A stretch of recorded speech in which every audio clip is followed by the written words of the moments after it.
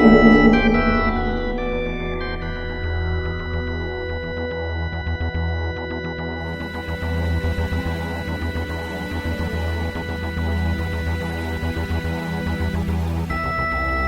Tom Dickinson. And I'm Louis Midas. And this is the Cloister Room, a podcast about Doctor Who and other things.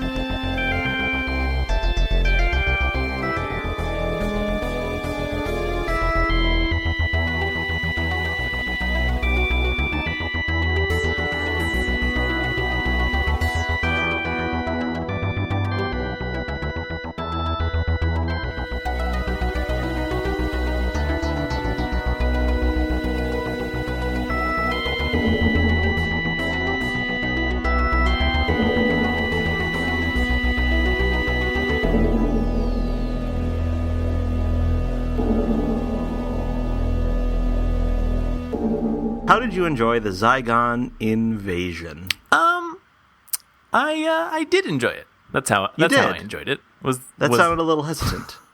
I was trying to. It wasn't because I was conflicted on how I felt. It was that I was conflicted on how to phrase my answer.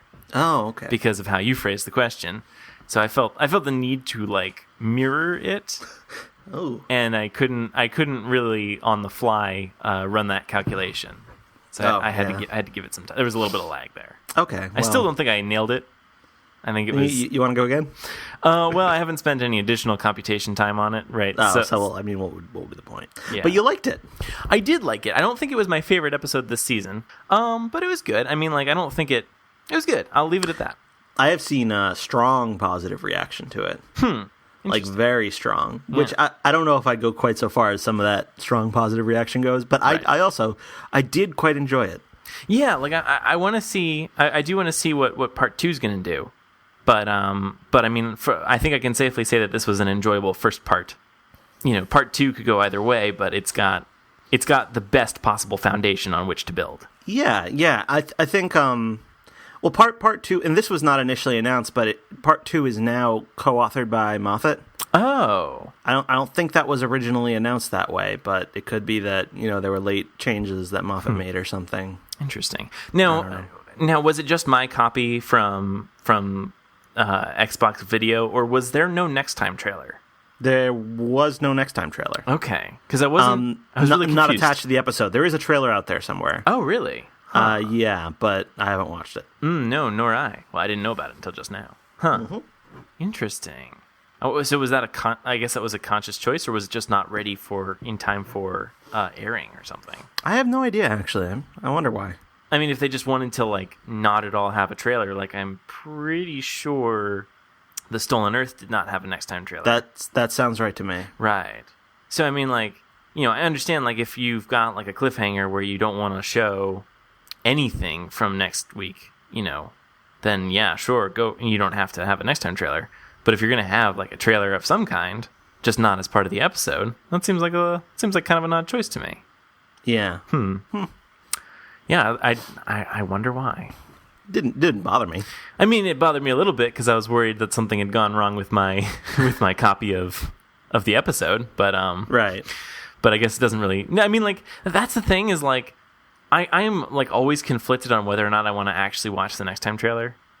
Especially because with two-parters, I guess it's that this has been the case for each two-parter in this series, is that they always air the credits first and then they put in the Next Time trailer.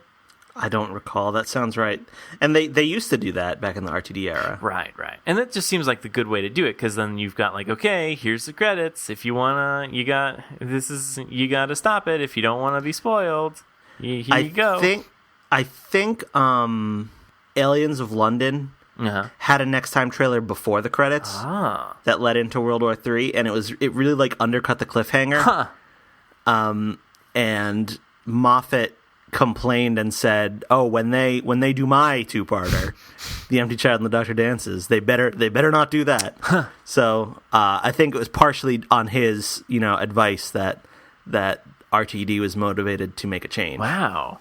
Huh, that's interesting. I don't know. I mean, unless that's coming, I don't know how much that does. I mean, because certainly or I have a tendency to just watch all the way to the end of a thing because I just usually I'm like too lazy to reach over and like press stop. But I mean, that seems like an odd thing to like to want. Like, oh, let's put like a little buffer in between the end of the episode and then the next time trailer. Like, unless that's some kind of like a cultural thing. Like maybe over in the UK that's just what's done. Like when you don't want to be spoiled, it's a courtesy. Well, I think for the two-parters, it's a spoiler thing. Well, yeah. I mean, yeah. I'm curious about the sort of like was this just something that they knew to do, like that like people would understand, like, oh, here comes the credits. There's gonna be a trailer. We just gotta shut it off before then. Well, I think some people don't care about the trailer. Well, I guess not. They just watch the show. I guess they could do that. Right. Well, that's maybe it relies on everyone's innate revulsion against credits, and they think that everyone will just be so repulsed by credits that they'll all turn it off before they get to the trailer, and that it'll be instinct that kicks in. Yeah, that's probably it. Yeah, kind of like how like when they were designing like the Portal game or whatever, they spent a long time like with game testers, like designing the chambers such that like so that like there'd be visual cues as to where like the player was supposed to look. Like I think they had a lot of trouble getting players to look up, and so like they had to design it such that they would be like either not like forced to look up, but like they'd be inclined to look up. So maybe it's the same thing where like these are these subtle hints to the viewer that they're supposed to stop watching. I love playing Portal, or was it just Portal 2, or was it Portal with the developer commentary? Was that in Portal? It's in both, I think. Remember. Yeah, I thought so. Yeah, I love the developer commentary. That's so much fun. Yeah, that's the best. I love how they do that. That's so cool. That like if you're replaying a game, you can just here's these things in the middle of the world that like you don't have to interact with, but like if you do, you get like a little soundbite about how they did this thing that you never even thought about. Yeah, that's a lot of fun. Anyhow, we have said barely anything about the episode itself. That's right. We spent a lot of time on the next time trailer. Right. This is the most overtly political Doctor Who story that I've seen in the entire new series, I think. Yeah, like I would say that's absolutely true. It's not like it's the ISIS episode. Right. And it's so funny because last year Peter Harness he wrote Kill the Moon, right, which was perceived by many to have an abortion subtext. And I mean, I when I first watched it, I felt that way. I know some people didn't feel that way, but I certainly thought there was, and he denies that it was intentional. Wow, that's a really big thing to miss. But if he denies that this was an intentional thing about Middle Eastern, the situation with ISIS and radicalized Islamic terrorists and or / immigration concerns and right. I guess that the present refugee crisis is too recent to have had an impact on this, but but yeah. Well, yeah. I mean, like it's still there's too recently circulated widely in the news. I mean, I think it had been going on for quite a while before the news really started talking about it. But these are all areas of politics about which I am not especially knowledgeable. Right. Yeah, no, nor I. But you're right. I think. Well, yeah, that's kind of the thing. Is like like obviously, like okay, immigration is kind of not a new issue. I mean, like it keeps getting brought up, certainly in American politics, because I mean, you totally can kind of combine these two things where like you have this extremist group and then like all members of that group are looked down upon. I mean, like, that happened after the September 11th attacks. So it's the same thing. I mean, like that's kind of just like this has to be intentional. Oh, it is. I mean, it has to be. The sort of emblem that the Truth or Consequences Zygons use is reminiscent of the design of ISIS / ISIL / whatever we're supposed to call them, of their flag. Right. So I mean, this is it's obvious. I don't know. I just it's such an obvious joke, but War on Terror of the Zygons. That's what I'm calling this in my head. War on Terror of the Zygons. Yeah, because Terror of the Zygons and the War on Terror. That's the thing. That is the thing. Yeah, and I feel like this is an episode where on the one hand, I have to wait and see how things play out next week. Yeah. Because as much as I enjoyed this, I'm like, what if this is going to have some really bad Islamophobic subtext? Or what if it's like super anti-immigrant, or it's like, oh, the Zygons, they have to, assimilate, they can't retain their culture, or something like that. Like, what if it has some, like, really unsavory overtones to it? Well, yeah, that's the thing, is, like, if you have, like, a totally fictitious situation that, is like a speculative fiction thing that, like, I mean, I know that, like, all science fiction has its roots in, human nature or whatever. But, like, if it's something like, post-singularity humans or something where, sure. like, like having to, like, how do you deal with, like, people in the cloud or whatever, like things like that. That's one thing. That's like, that can be political and have kind of like, that doesn't like impact any real world, like, thinking. Like, I mean, like, these are issues we're probably gonna have to think about someday, but, like, nobody's, like, equating, storing people's brains on the cloud to, like, a situation in the Middle East. Or maybe someone is. I don't know. Could be. Like, yeah. Back when the new series first started, the writer Lawrence Miles, mm-hmm. who had written some novels during the Wilderness years, some of the more popular ones, mm-hmm. but had kind of like fallen out with people because he's very outspoken and unpleasant. Oh, okay. He hates the new series, I think, because he was not asked to be a part of it, but I think that's why he hates it. But he absolutely tore into The Unquiet Dead, with the story with the Gelf in Charles Dickens, right, as being anti-immigration. Huh. Which, on the one hand, it sounds kind of ridiculous, but on the other hand, I was like, that's maybe not completely crazy. It's maybe, like, only 95% crazy. Yeah, because, I mean, it is a story where, like, we want to immigrate, but then they turn out, after all, to be, like, horrible monsters who want to, destroy us all. So, I mean, it's like, I don't know. I mean, I'm not the right person to be talking about this stuff. Well, because Britain's immigrant situation is not something I know much about. Right. Yeah, that's the thing. Yeah, like, I don't even really feel comfortable talking about, like, America's immigration situation, because I don't feel like I really know that well at all. Which I think is also kind of invoked here with, like, the New Mexico angle. I mean, yeah. It's very clear that they were, like, deliberately going after these issues, which is, I mean, even if it doesn't turn out to be super, I don't know, even if there turns out to be some clumsiness or, whatever in the way that it gets handled next week, I mean, I'm glad they kind of tried, because Doctor Who hasn't been as political now as it sometimes was in the classic series. Right. Like, the Happiness Patrol is, like, anti-Thatcher. Right. And there's a few different Pertwee stories that have, like, political themes to them, like, I don't know, the Green Death is an environmental thing. Even, like, Colony in Space, which we watched, that has, like, a workers, big corporations versus the little guy kind of message to it. Huh. So, yeah. I mean, I am kind of glad they did something like this, but I'm kind of, like, holding my judgment until I see what happens with it. Right. Well, and I mean, I think they're kind of, like, on the right path, I want to almost say, because, like, I did kind of roll my eyes at the Turkmenistan, like the made up vaguely Middle Eastern sounding location. I'm like, that's maybe a little ham-fisted. Yeah, I would agree with that. Yeah, that's kind of not a great name. I mean, Truth or Consequences is a real place. Right.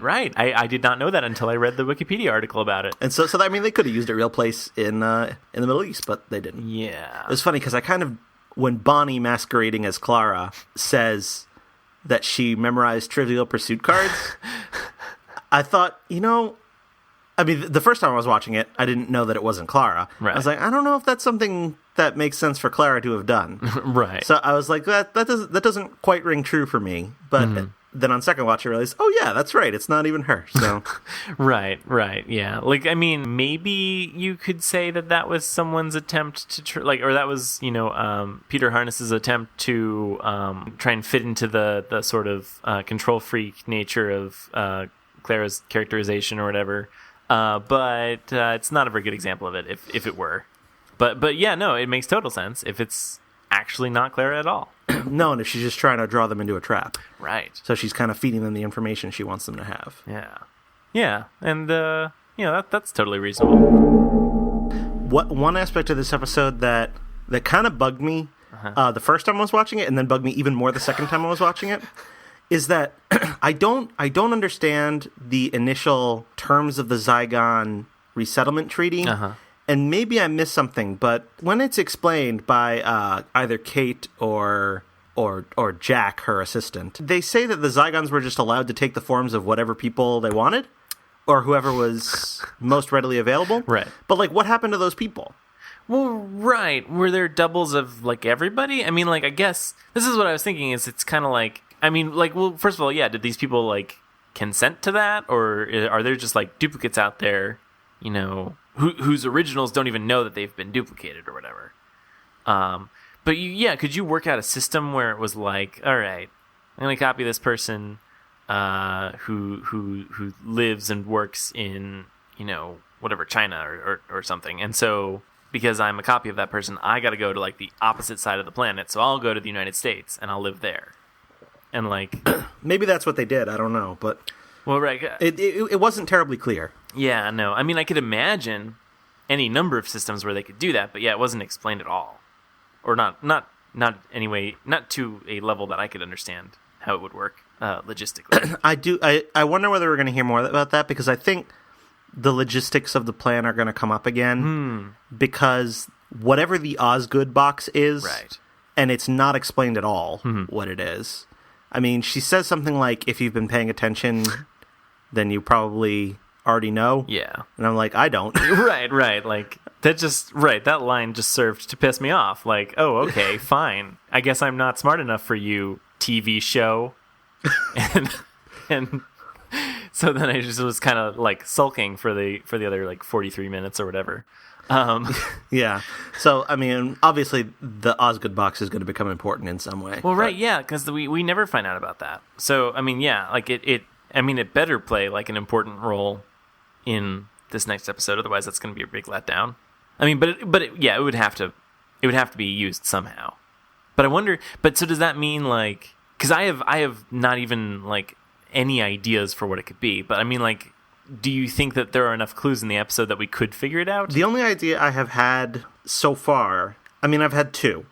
One is that it's, and this seems kind of implausible to me. One is that it's like the gas they talk about, the weapon that unravels Zygon DNA. Yeah, I was thinking about that gas, but I don't know what that would. Yeah, but I mean, I don't know. It seems to me like the Doctor had a hand in preparing whatever it was. Right. So I don't know if that would be it. Another thing is that I'm still not quite sure I understand what the situation was with the two Osgoods, and whether there was actually some actual link between them. Right. And I was wondering whether the box had something to do with that. Right. But I don't know. Maybe the Doctor took that gas. Well, we know he took that, or it's strongly implied he took it. And then he modified it so that, like, you could disperse it all over the Earth, and then if you were human, you became, like, a human Zygon hybrid. And then if you were a Zygon, you became... Well, no, you also became a human. So, everyone on Earth just becomes a human Zygon hybrid. And maybe that's the hybrid thing. I don't know. Well, given that next week's episode is called The Inversion of the Zygons... the Zygon Inversion. Right. I wonder whether it's going to be something along those lines where there's, like, a change in species or something. Right. It's like star-bellied Sneeches or something. Yes, exactly.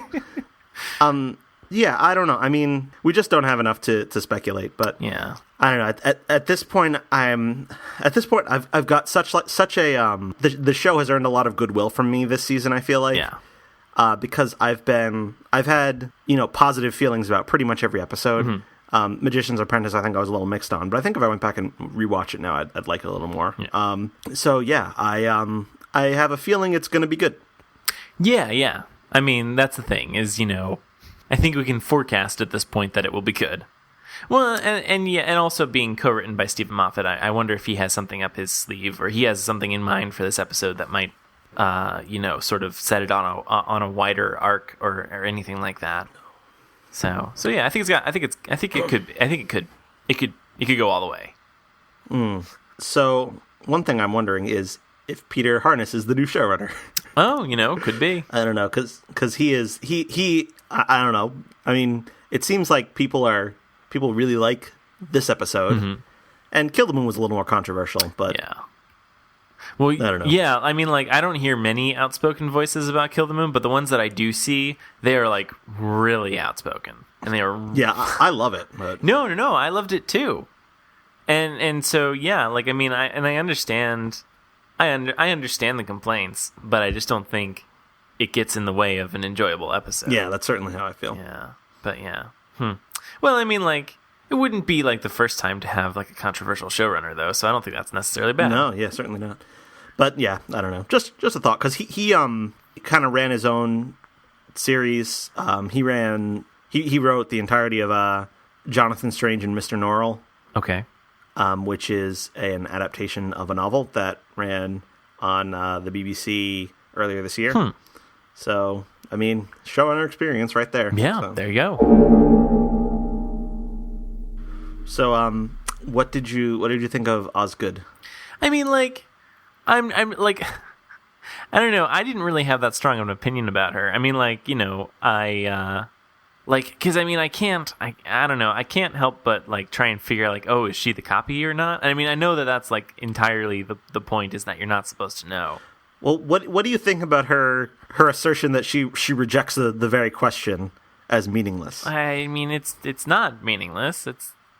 I don't think. I mean, like, I guess I understand, like, philosophically where she's coming from, but I mean, like, from a biological standpoint, I mean, there is a difference. And it's not even that so much as it's like, I mean, unless there's something going on that we don't know about that we're going to find out about, right. Where there's like like something was done to them, right, to like remix them together or something. Yeah. But I mean, one of them has the experiences of growing up on the Zygon homeworld, right, and going to war with the Zygons, and coming to Earth with an attempt to invade it. And one of them has the experiences of growing up on Earth and everything. Right. I mean, they have different lives. They're not just two of the same. It's not just the same person, unless it is somehow. I don't know. Well, right. Like and that's the thing. Though that's the thing that freaks me out about a lot of like when you talk about like the kind of cloning that you see in, like, I'm trying to think, it's, what is it? There's some Arnold Schwarzenegger movie that features a type of cloning. I don't remember what it is. That kind of freaks me out because it's like you wake up and you don't know that you're a clone of the original and you have all the memories and stuff. And it's like, are you the same person? I just kind of like, that's not what I'm saying is that's not the case here, where it's not like you, like, basically have all the same memories, and as far as you're aware from your experiences perspective, you are the original. Like, that's not the case here, because you willingly and knowingly copied this other person, even if you were able to like absorb all their memories, which I think is like a feature of the Zygons, right? They can pull memories from the host or whatever, right? It seems like they can. At least if the host is still alive. Oh, right. If the host is not still alive, they can only pull the image from the mind of someone who remembers them. That's what I think she said. Okay, all right. So yeah, it's not at all the same thing. I mean, and yeah, so I mean, like, and also like just from like, I don't know, like a sense of like consciousness, it's not the same consciousness. I agree, but I'd also caveat unless it is. Well, I mean, we don't, okay, right. Unless there's something that we just don't know. That's true. That like something happened to them. Yeah. But I don't know. I mean, I do think it. Basically, my reaction to it is like, it's a nice thought, but you're not the same person. You're just not. Like just because the fact that you look the same doesn't make you the same person. Right. So yeah, I mean, what I did kind of it seemed like it kind of went along with what we learned in The Day of the Doctor, because it's been a while since I've watched The Day of the Doctor, but what wasn't in The Day of the Doctor, the whole idea was like they don't know who's a human and who's a Zygon, but then only one of the Osgoods has an inhaler, right? And they kind of conspiratorially figure out which one is which, and then decide to keep that hush-hush. Yeah. Because they want to keep the peace going. Right. So this kind of seemed like an evolution of that. Mm-hmm. Like the sort of pact they made there, like the tacit understanding they made, like, oh, we're not gonna tell. We're gonna keep it up. That this seems like an outgrowth of that. Right. So I did kind of like that aspect of it. Yeah, that's a good point. Actually, I'd completely forgotten about that, but that does sort of fit in. That I do. Yeah, I agree. That is pretty good. I don't know. I was also like, I thought it was funny that people were getting like preemptively mad about the fact that they were bringing Osgood back. I said, well, I mean, people will do that about anything. Yeah, I suppose they will. Getting back to like, this is probably not actually the same person. I mean, they can bring back an actor, any way they like, but it's not the same person. It's not like they brought back, was she wasn't Captain Oswald, was she? Right. But she, like, whatever rank she was from the entertainment officer, wasn't she? Oh, right. Yeah, they didn't bring that character back. Yeah, they kind of did. I mean, it was a splinter of her. They brought back, yes, the original. But yeah, so I mean, like, that they didn't actually bring back. They didn't actually bring back Osgood here. Or did they? We don't know. We don't know. I guess we just don't know. We don't know whether this was... I mean, they brought back one of the characters who was in Day of the Doctor. We just don't know which one. Right, that's a fair point. Yeah. Another aspect of it that I thought was kind of... I don't know if this was like a deliberately misleading or what, but Osgood is established in the Day of the Doctor to have a sister. Really? Yeah, in the Day of the Doctor, the Zygon taunts her by comparing her to her sister. Oh, right. So when we see Osgood standing at the grave of someone, and it just says "my sister," which is a weird thing to put on a headstone, like on a gravestone. Right. But unless that's your legal name. Yeah, I don't know why you'd have a legal name like that. Unless you're like sister of mine. But anyhow, yeah. So that kind of confused me for a minute. I was like, wait, huh? So is this like Osgood's sister died? Because I mean it was like I think Moffat tried to mislead the press into thinking that this episode was going to be set before Death in Heaven. Oh, and that's why Osgood was back. He said something like, "Oh well, it's time travel, so anything's possible." Something like that. And I never bought that for a second. Yeah, no, that's silly. Yeah, but I mean, no, I mean, time travel is possible. That's completely valid. But the idea that you could mislead anyone by saying that's ridiculous. Yeah, especially since it was a two-parter related to Zygons, and right. And in the last Zygon story, there were two Osgoods. There was the Zygon Osgood, and there was the regular one. Right. You'd have to. I mean, like, we don't really see how that episode ends. I mean, like, well, we obviously see how that episode ends, but we don't see how that incident ends from the perspective of Earth. Right. So there was nothing either way on whether or not that Zygon turned back into someone else or if they stayed as Osgood. Right. But yeah, I mean, like, but that's the thing is it didn't go either way. So I mean, you could very easily say like, oh yeah, just decided to stay as Osgood. For whatever reason. Yeah, I will be kind of curious to find out more because I imagine Osgood's probably going to continue to play a major role in next week's episode. But I did think Ingrid Oliver, who plays her, did a great job. Yeah.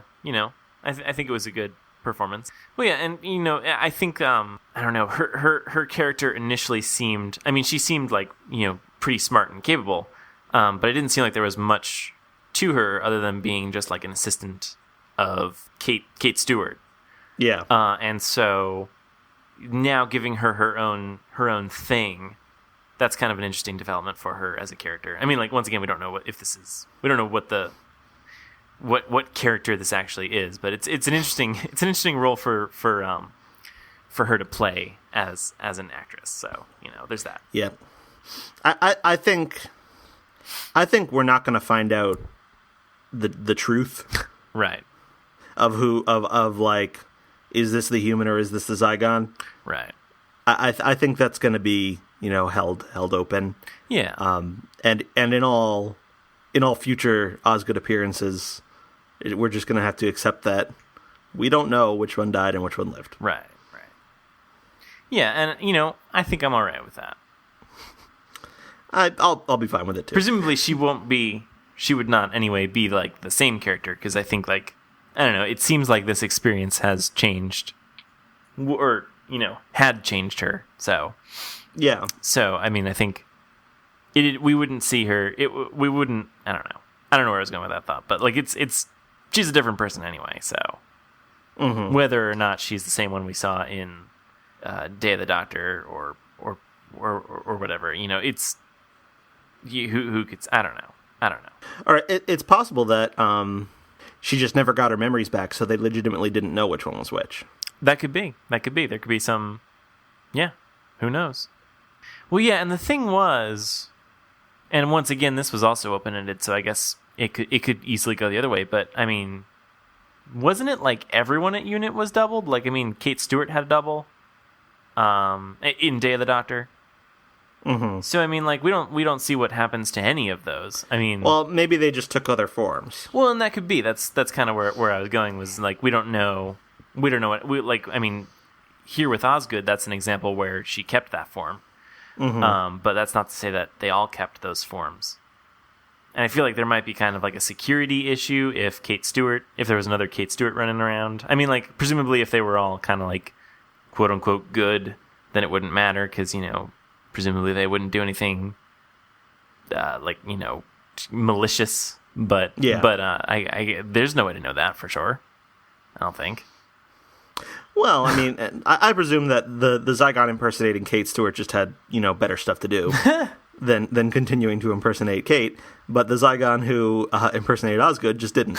That could be, if the Zygon impersonating her just had an empty to-do list and was just like, yeah, I can keep doing this. I got nothing up. So do you think Osgood is the hybrid?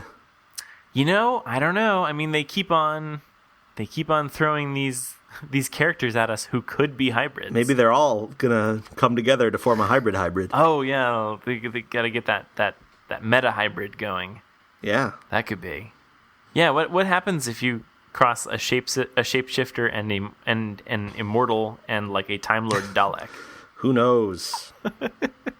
Could be anything. Well, yeah, because you get like the sort of like superiority complex of a Dalek, and like this. Well, you don't even need to you could. I guess you can double up on the regeneration / immortality. I guess you can keep doing that. Yeah, why not? Yeah, imagine an immortal that can regenerate. Like that's probably even better. I don't know. One assumes. But well, right, because even the Doctor is shown to age, so or he can. Yeah. When the plot calls for it, or exactly. Or when the makeup department feels like doing age makeup, or when they come back years later to be on the show. Right. Yeah. So but like we see with Maisie Williams, like her character just does not age at all. So imagine an ageless Time Lord who can regenerate and also shapeshift. That's a little redundant, but whatever. Hybrid's probably just going to be Clara. Yeah, it's probably that's the thing is they're throwing up all these red herrings, and it's actually going to turn out to be Clara, and she's going to die or something. I don't know. I do think there's a very good chance she's going to die. Really, you think she's actually going to die?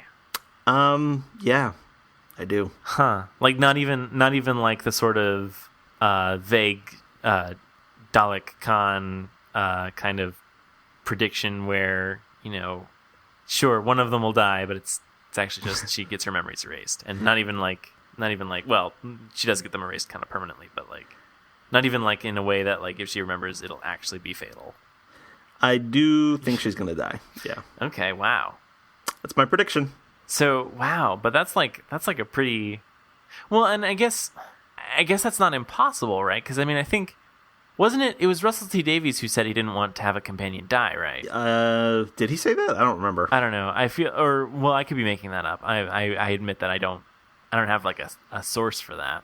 But I had it in my head that, like, in some interview, he at the very least implied that, like, you wouldn't want to have a companion die or something like that. But in any case, that my point was, like, that was true under the Russell T Davies era, but it's not necessarily true under the Moffat era. Well, yeah, Moffat seems to have a tendency not to want to kill characters off, but I don't know. I just have this feeling because everything. I mean, it could just be a misleading thing, but everything's pointing to the notion that, oh, she's gonna die. She's gonna die. Like the thing about the mayflies, the thing about what the Doctor would and wouldn't do to save Clara. I just think it's gonna happen. Yeah, companion deaths are very rare, even in the classic series. But that's the thing is maybe this is why Stephen Moffat likes keeping characters alive. Is that, like, he's been building it up where it's like you think you got him clocked, you think that, like, the companions are safe, but oh no, he's gonna like completely just take a 90-degree turn here and kill off a mostly beloved companion, I think, or maybe a sharp, maybe it's a little divided, but, like, a well-liked companion. That could be, he could just be setting us up. Yeah, I mean, I don't know how well liked any of the previous deceased companions were. I mean, Adric. Right. I mean, Katarina was in the show for all of 3 episodes. Sarah Kingdom was a guest character who, is arguably not a companion. And Chameleon. Did Chameleon actually die? Yeah, Chameleon died. Oh, that's right. That's right. How dare you forget his sacrifice? No. I feel bad for having forgotten it. Yeah, wow, okay. Oh, poor Chameleon. Poor Chameleon. So do you think in the past the Doctor Who writers have just reserved death for unliked companions? Do you think this is going against the norm if Stephen Moffat breaks with tradition and goes for a companion that is a little bit more well-liked? I think any companion death is kind of a break with tradition. Yeah, I suppose that's true. Yeah, because, I mean, like, death is just so obvious. I mean... It is. Well, and, like, I think, I think that you could describe what happens to a lot of companions as being, like, a fate worse than death, where it's like, that's being trapped in a different universe. That's kind of terrible, She's fine. Well, it ends up being okay because their universe is nearly identical. Yeah. Except with Zeppelins, which actually, that seems pretty kick-ass, actually, I want to live in a parallel universe with Zeppelins. If that's, like, the only difference, well, I guess you also originated Cybermen on your planet. The vast majority of companions in the classic series just left because they wanted to leave. Right. Yeah, whereas that's the only one in the new series who's done that is Martha. Right. Yeah, and, like, she even came back, but she came back, technically in, like, well, twice in the same series, but, like, everything was fine. And also, like, a cameo, I think, in End of Time. But, and everything continued to be fine. I mean, I guess she continued battling aliens, but she didn't, like, I don't know, her life wasn't worse off for that, probably. I mean, maybe. Probably not. I mean, she might have hurt herself. Yeah. Might have died. It's possible. But we don't see dangerous work. Yeah, it's a little bit more risky than, a desk job or whatever, or being a doctor, probably. Well, I mean, I guess it depends on where you be a doctor. But yeah, so yeah, that's weird and interesting. I mean, I guess we probably can never get back to that, just because we're so used to, like, the kind of, like, hyped up finales and like, this character's leaving, we can't just have them just, like, pack up their things and go. It's got to be like this big this huge event, and where we have to all get psyched up for saying goodbye to this person who was on the show for a few years. So I feel like you can't come down from that. Well, it's especially hard now that the companions, as in the case with Amy and now with Clara, don't stay on the TARDIS full time.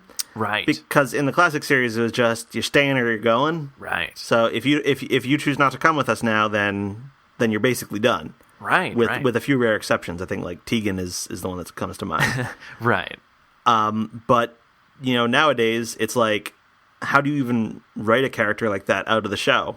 Well, right, yeah. Because, something, literally, something bad just has to happen in order to get them to, unless they, choose, the doctor shows up and he steps out of the TARDIS and Clara's like, maybe not today. Why don't you come back next week? And then, that repeats for maybe a few months, and then the doctor finally gets the hint that he's not wanted anymore.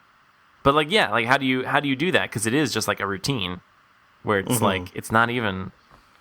Yeah, that's just... It's, yeah, that's weird. Well, we'll know soon. We will. We really will. How did you like Evil Clara? Bonnie, yeah. I feel like I should have seen that coming, but I didn't see it at all. Yeah, me either. I definitely should have.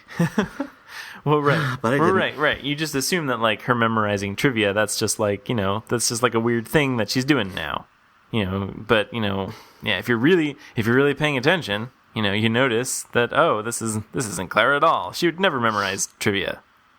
I guess I figured, Zygons. Well, at some point in this episode, or at some point in this 2-part story, Clara's gonna get captured and then escape, but it's actually gonna be the Zygon. Right. I figured Clara would get replaced. Right. But I didn't. I did not pick up on the notion that it had already happened. Right. Well, yeah, that's the thing is, I guess it depends on how they want to play that, but usually. You clue your audience in on that kind of thing. I mean, well, at least that's how it worked in Sontaran Stratagem, where they made a clone of Martha, and you the audience were aware of it, but the doctor wasn't necessarily. Except he was. Right, except he was. He just pretended not to be. Right.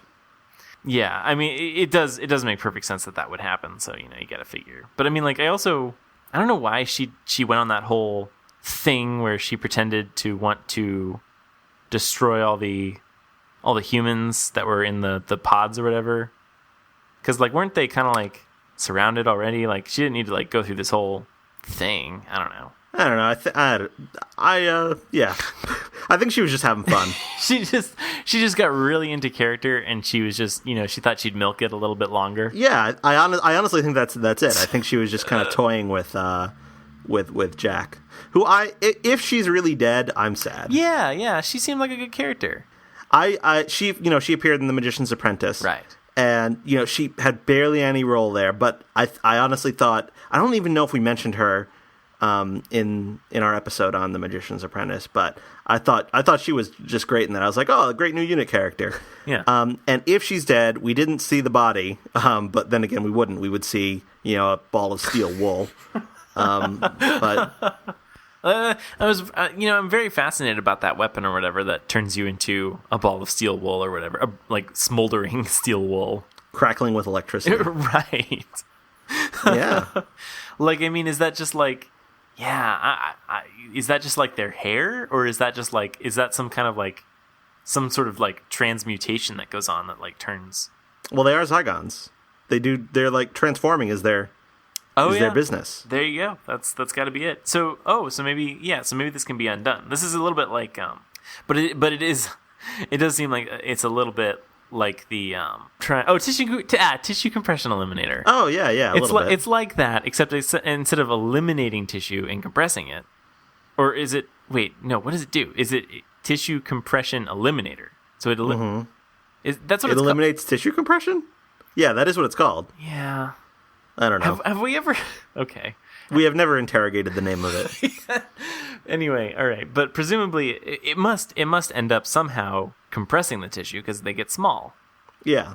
So, but anyway, instead of compressing tissue, it transforms it into steel wool. Yeah, sure.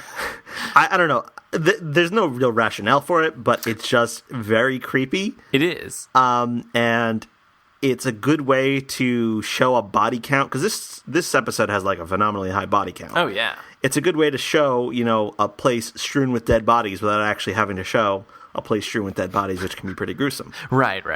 Yeah, it's a way to almost make it.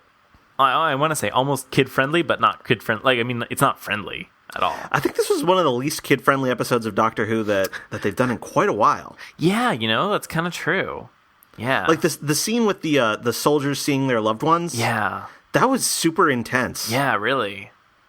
Like, yeah, that was like an incredibly like tense moment. Even though like, you know, you really feel like they shouldn't have fallen for that, but like, no, they shouldn't have. But like but like that only like served to like ramp things up even more, because like you were like, or at least, you know, I was nearly like yelling at my TV like, why are you falling for this? You know, because it just seemed so obvious, but like it's one of those things where it's like, you know, that just makes it even worse. So yeah, no, I agree. That's like, I imagine if I were a child, that would be like absolutely harrowing. Like I would hate that. Although I do think that a lot of the stuff that is that adults think would be harrowing for children kind of sails over their heads instead. That's true. Like maybe it wouldn't occur to them to be harrowed by that. Well, right. Well, right. There are a lot of times where like children's media, I guess I'm thinking more of like of the way children's media used to be, but like I can't think of any examples off the top of my head, but like, you know, I remember like thinking back over like, you know, things I'd watched as a child where I realized how messed up something is, but it never dawned on me as a child that it was this messed up. I think Neil Gaiman likes to describe Coraline as a book that is terrifying to adults, but not at all frightening to children. Okay, yeah, I could see that. Oh yeah, I could definitely see that. Yeah, so it could be that this is just something that wouldn't really affect children, but yeah, I thought it was honestly this is this whole episode. Something about the tone just kind of reminded me of Children of Earth. Like this like did not seem like a kid's show like Doctor Who sometimes does seem. Right. And I don't know. For a moment, I was wondering like, oh, maybe what they're going to do with these, you know, relatives is that the military people shoot them all, but then it turns out they really were the humans, and then I realized, well, wait a second, no, this is Doctor Who. They wouldn't do that, and I was right. They wouldn't. Right. They wouldn't do that. But the fact that I was even entertaining that possibility for a moment, it's not something I would usually even think of while watching Doctor Who. Well, right, yeah, and that's the thing is, you know, you because there's only so many ways you could play that scene, and yeah, they went the way that was, I guess you could say, more obvious probably, but yeah, like that would have been. Like, it would not have been unreasonable had it gone the other way. Maybe it would have been unreasonable, but like I could have seen it happening. But yeah, no, that would have been really, really messed up. That was something Torchwood might do. I don't know. But oh yeah, that would absolutely be a Torchwood thing. Oh, speaking of Torchwood, Big Finish is doing a Torchwood series now. Oh really? Yeah. Right. I think I heard that. They've released the first two, and they are so good. Oh really? Yeah, they're awesome. Now it's like a full cast thing. Like it's got John Barrowman and everyone. It's not full cast. They have one Torchwood. Well, they are full cast, but it's not like the whole Torchwood cast. It's like they have one Torchwood character going on like a solo mission with one or more side characters. Like the most recent one they put out was Yanto on like a commercial space flight that's crashing to Earth. And he's on a cell phone with a telemarketer that's trying to sell him insurance. And it's basically just a 40-minute phone conversation between him, and he's desperately trying to get the telemarketer to help him. And it's funny, and it's like completely dramatically harrowing. It's one of the best things I've ever heard on audio. Wow. Yeah, it's so good. Wow, that sounds like really intense. Wow. Anyhow, not related to the story, but no. I just had to get that out there.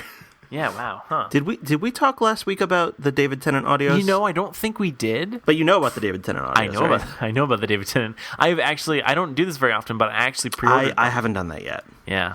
Did you get the physical or the digital? Just the digital. Okay.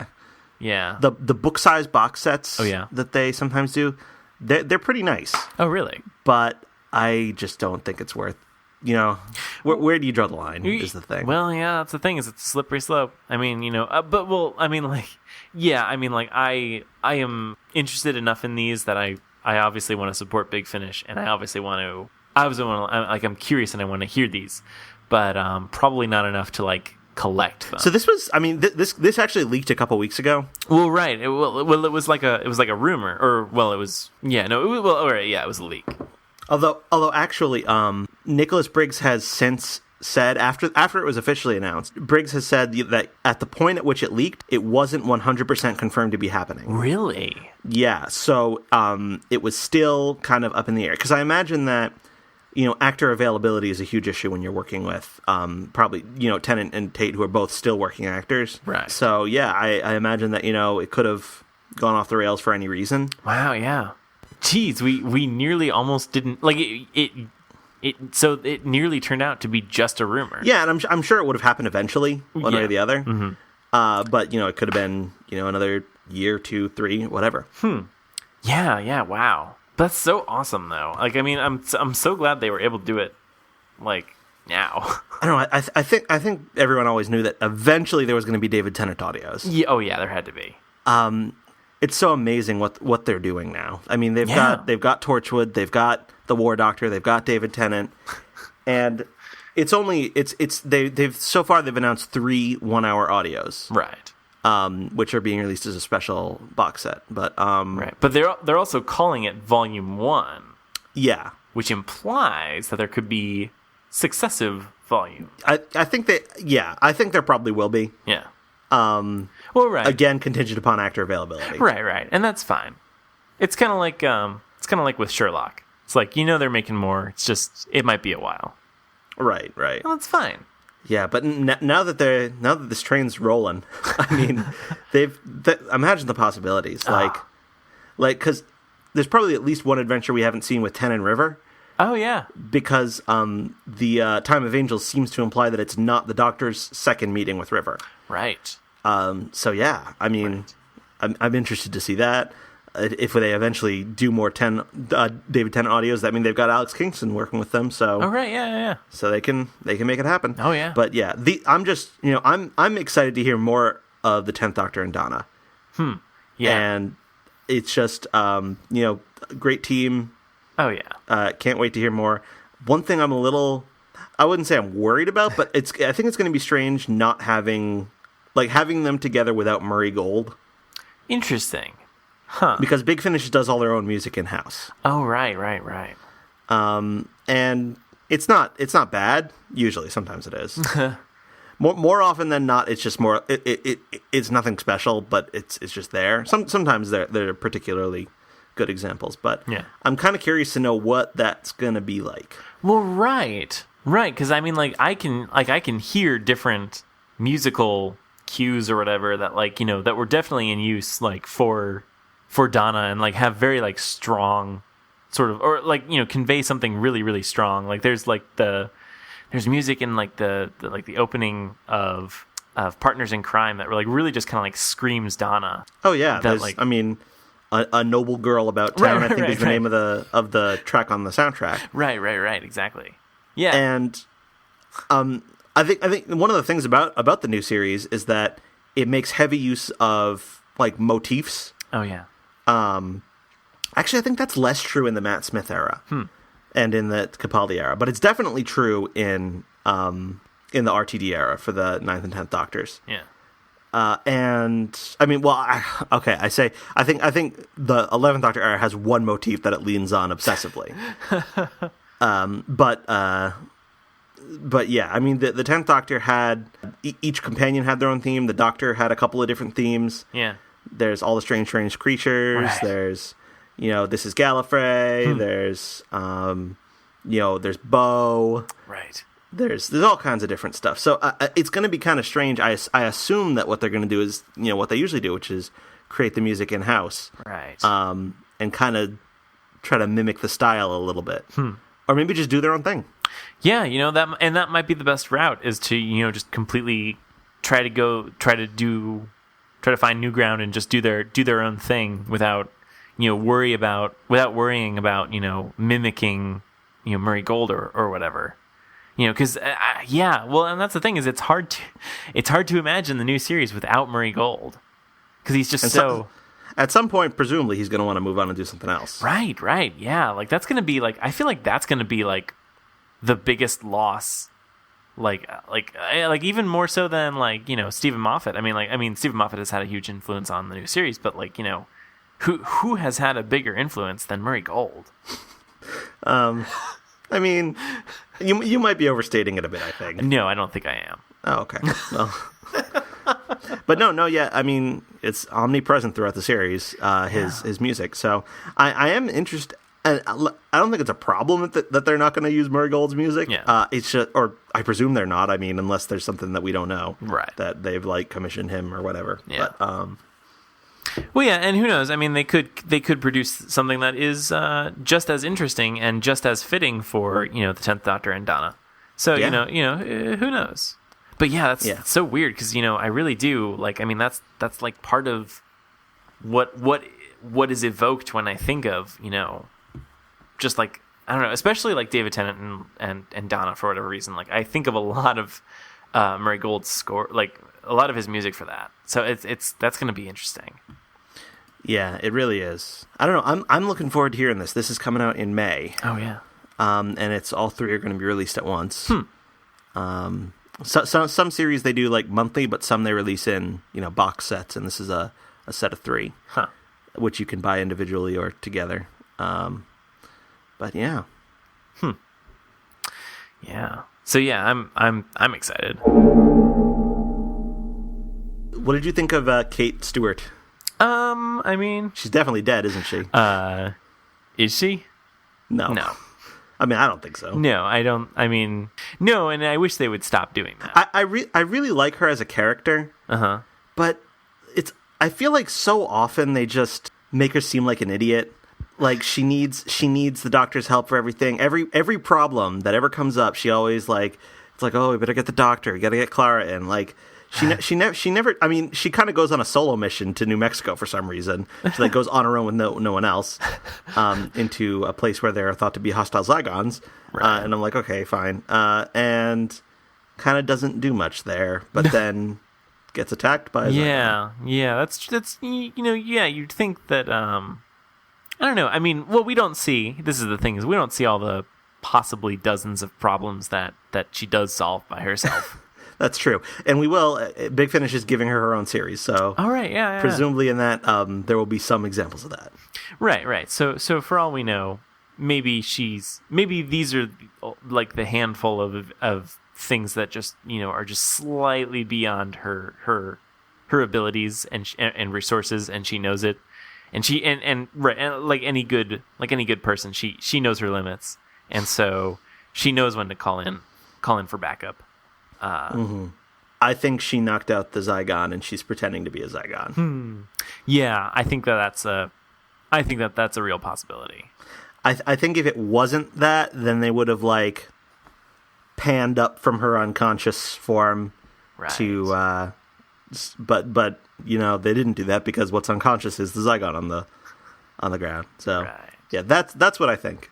Yeah, I think that's pretty reasonable. Right, and so that'll be an interesting twist that like will probably throw off Bonnie, because like she calls in, to get an update or whatever, and so she's assuming that Kate Stewart is out of commission.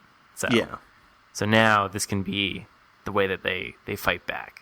So we'll have to see. To go back to Bonnie for a sec, I am so excited for having what little we got of evil Jenna Coleman this week. I thought was really great. Yeah. And I can't wait to see more. Yeah, she is surprisingly good at being evil. And like, the whole thing, like the companion is replaced by an evil doppelganger or is possessed or something. It's a cliche, but it's a cliche which exists for like a really good reason, which is to give these actors something fun to do. Right. Because I often hear in like actor interviews that what they love is playing the villain. Right.